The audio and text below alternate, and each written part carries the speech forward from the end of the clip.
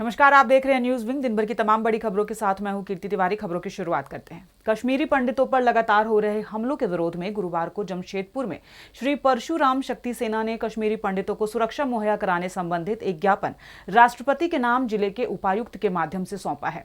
सौंपे गए ज्ञापन के माध्यम से सेना के सदस्यों ने बताया कि जम्मू कश्मीर राज्य के कश्मीर घाटी क्षेत्र में आए दिन कश्मीरी पंडितों की हत्याएं हो रही हैं। उन्होंने बताया कि अगर ये हत्याएं बंद नहीं हुई तो ब्राह्मण समाज अपने कश्मीरी पंडित भाइयों की इस दशा को देखकर आंदोलन करने के लिए बाध्य हो जाएगा। हालांकि उन्होंने कहा कि ज्ञापन के माध्यम से उन्होंने सवाल किया है कि भारत सरकार अपने सभी नागरिकों को सुरक्षा देती है, फिर अपने ही देश में कश्मीरी पंडितों के साथ ऐसा अमानवीय व्यवहार आखिर क्यों हो रहा है। कश्मीर में जो निरंतर कश्मीरी पंडितों की टारगेट किलिंग हो रही है, मतलब हिंदू लोग को देख करके नाम पहचान के किलिंग किया जा रहा है, वो मतलब और प्रवासी जो हिंदू है जो दूसरे राज्य से गए हैं कमाने खाने के लिए, उनका भी हत्या किया जा रहा है। दोनों हत्याएं सिर्फ इसलिए हो रही है क्योंकि पीड़ित जो है हिंदू है।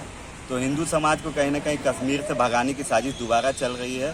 जो 1990 में चला था, फिर वही चीज़ किया जा रहा फिर से स्टार्ट। और ये कहीं ना कहीं वहाँ के स्थानीय लोगों की मिली भगत के कारण हो रहा है, जो कि हम लोग राष्ट्रपति के नाम से आज ज्ञापन सौंपने आए कि भारत सरकार के गृह मंत्रालय और स्थानीय जो उपराज्यपाल हैं उनको निर्देशित करें कि कश्मीरी पंडितों की हत्या बंद हो।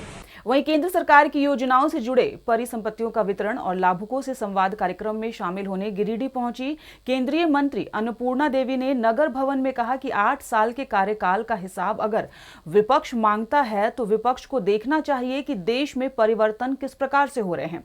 एक एक योजनाएं लोगों तक पहुंच रही हैं। इसके लिए पीएम मोदी खुद भी चिंतित हैं कि योजनाएं वाकई पहुंच रही हैं या नहीं, और उसी अनुसार वो प्लानिंग भी करते हैं। आज जब गिरिडीह में केंद्र सरकार की योजनाएं और परिसंपत्तियों का वितरण किया जा रहा है तो यह भी पीएम मोदी के दूरदर्शी नीति के कारण संभव हुआ है।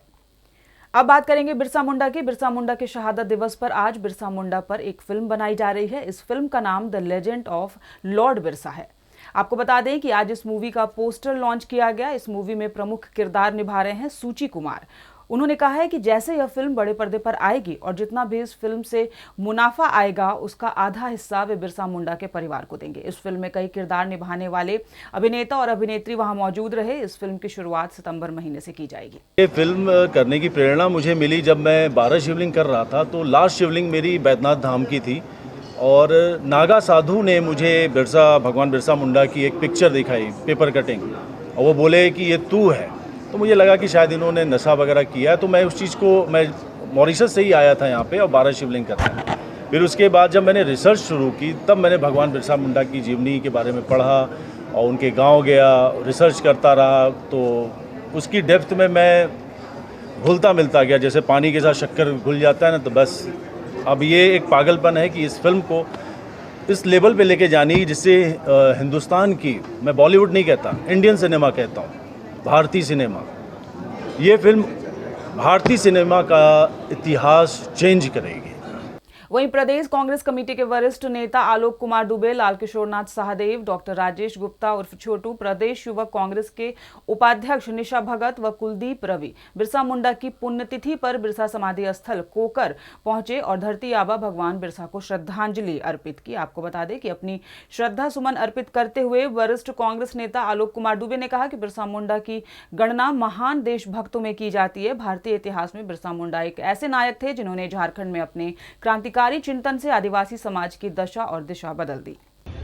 भगवान बिरसा मुंडा ने जिस झारखंड की कल्पना की थी, आज भी हम उसे पूरा नहीं कर पाए। राज्य की जनता को पूरा विश्वास है कि आदिवासी मूलवासियों की यह सरकार माननीय मुख्यमंत्री हेमंत सोरेन जी के नेतृत्व में डॉक्टर रामेश्वर उरांव जैसे सरीखे विद्वता से परिपूर्ण मंत्री परिषद के साथ यह राज्य आगे बढ़ेगा। भगवान बिरसा मुंडा ने अंग्रेजों के काले कानूनों को चुनौती देकर ब्रिटिश हुकूमत को सांसद में डाला। जमींदारी और कुप्रथा के खिलाफ आदिवासी समुदाय को संगठित किया और आदिवासी समुदाय ने हमेशा इस देश में एक उदाहरण प्रस्तुत किया है कि जब कभी भी अन्याय, अत्याचार और कुरीतियां होंगी वो इकट्ठा होकर उलगुलान करेंगे और अपनी गाथा लिखेंगे। भगवान बिरसा मुंडा, जब तक यह सूरज चांद रहेगा पूरा देश उन्हें नमन करता रहेगा। वहीं पुलिस अधीक्षक दुमका अंबर लकड़ा के द्वारा जिले के सभी थाना प्रभारियों और पुलिस पदाधिकारियों के साथ अपराध समीक्षा की बैठक की गई। पुलिस अधीक्षक ने जिले के सभी थाना प्रभारियों को लंबे समय से लंबित पड़े कांडों को त्वरित गति से निष्पादन करने हेतु विशेष दिशा निर्देश दिए। साथ ही आगामी श्रावणी मेला की सफल संचालन हेतु पुलिस पदाधिकारियों को बासुकीनाथ क्षेत्र का निरीक्षण कर वास्तु स्थिति से अवगत कराने और तैयारियों पर विशेष ध्यान देने के लिए निर्देशित किया। क्राइम मीटिंग के दौरान सभी थाना प्रभारी एवं डीएसपी और इंस्पेक्टर को ख़ास तौर पर क्राइम कंट्रोल के संबंध में दिशा निर्देश दिया गया और जितने कांड जो प्रतिवेदित हुए थे उस संबंध में भी चर्चा की गई और निष्पादन के संबंध में भी आवश्यक दिशा निर्देश दिया गया। और अभी इलेक्शन के बाद एवं मेला जो श्रावणी मेला होता है वो दुमका में अभी बहुत इम्पोर्टेंट एक इवेंट होगा और उसके मद्देनजर भी एक मीटिंग इनसे ऑर्गेनाइज खास निर्देश दिया गया। वहीं गुप्त सूचना के आधार पर देर रात को बोकारो के तेनूघाट पुलिस को तेनू बोकारो नहर मार्ग पर चांपी गांव के समीप 2 मारुति वैन में अवैध डीआई यानी लोहा पाइप लेकर भागते वाहनों को पकड़ने में पुलिस को कामयाबी मिली। हालांकि रात के अंधेरे का लाभ उठाकर दोनों वाहनों के चालक और लोहा चोर भागने में सफल रहे। वहीं पुलिस दोनों जब्त मारुति वैन को थाने ले आई और मामले की छानबीन में जुट गई। रात को लगभग 3 बजे मुझे सूचना मिली कि कुछ लोग यहाँ पानी टंकी बनाया जा रहा है, ये छपरगढ़ा बस्ती और घरवा टाण के बीच में।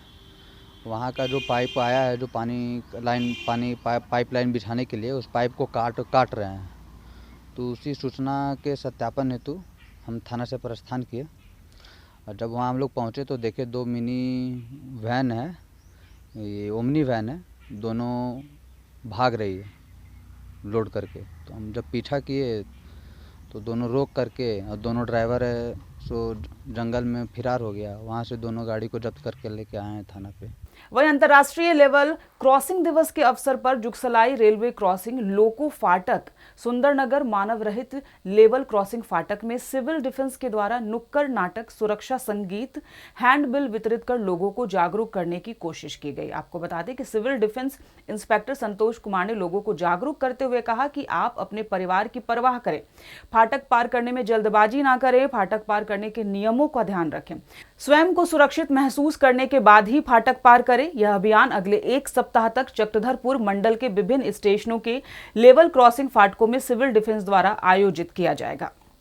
जब लगे कि हम सुनिश्चित कर लें, लगे कि नहीं हम सुरक्षित हैं, तभी फाटक को पार करें। इसके लिए सिविल डिफेंस पूरे चक्रधरपुर मंडल में बहलदाद, सीनी, महादेव शाल इत्यादि जगहों पर स्पेशल ड्राइव चला रही है और लोगों को अवेयरनेस का काम कर रही है। किस तरीके से किया जा रहा है? ये इसके लिए सिविल डिफेंस नुक्कड़ नाटक, सुरक्षा संगीत के माध्यम से लोगों को जागृत कर रही है। साथ साथ हैंडबिल भी बांट करके वितरण करके लोगों को बता रही है कि आप किस तरह मानव रहित फाटक को पार करें। एक तरफ चिलचिलाती गर्मी, दूसरी तरफ बिजली की आंख मिचौली ने लोगों का जीना दूभर कर दिया है। शहरी क्षेत्र से ग्रामीण क्षेत्र की जनता बिजली की आंख मिचौली से परेशान है। स्थिति इतनी विकराल हो गई है कि रात भर लोग चैन की नींद सो तक नहीं पा रहे। इधर इन समस्याओं को लेकर सेवा ही लक्ष्य सामाजिक संगठन के द्वारा विद्युत महाप्रबंधक से मुलाकात कर समस्या में जल्द से जल्द सुधार करने की मांग की गई है। पिछले 10 दिनों से बिजली की आंख मिचौली से लोग रात भर सो नहीं पा रहे हैं। विभाग द्वारा कम पावर सप्लाई का हवाला दिया जा रहा है। इस संबंध में उन्हें एक मांग पत्र सौंपकर जल्द से जल्द समस्या का निदान करने की बात कही गई। साथ ही साथ ये भी कहा गया कि अगर 2-3 दिनों के अंदर समस्या में सुधार नहीं हुआ तो आगे वे उग्र आंदोलन करने को बाध्य होंगे। विद्युत विभाग के महाप्रबंधक महोदय के पास एक मांग पत्र लेके आए हैं जो विगत कई दिनों से क्षेत्र में रात में बिजली काट देती है। क्योंकि इस गर्मी को देखते हुए काफ़ी परेशानियों में बच्चों और बुजुर्गों में देखने को मिल रहा है, जो लगातार क्षेत्र में रात के समय बिजली गुल हो जाती है। वही मांग को लेकर हम लोग आए हैं कि रात में बिजली ना काटे, क्योंकि जिस तरह गर्मी बढ़ी हुई है तो देखते हुए हम लोग मांग किए हैं कि रात में किसी तरह बिजली की ना काट दी जाए। तो इस बुलेटिन में फिलहाल इतना ही। खबरों पर अपनी अपडेट और नजर बनाए रखने के लिए देखते रहिए न्यूज़ विंग टीवी।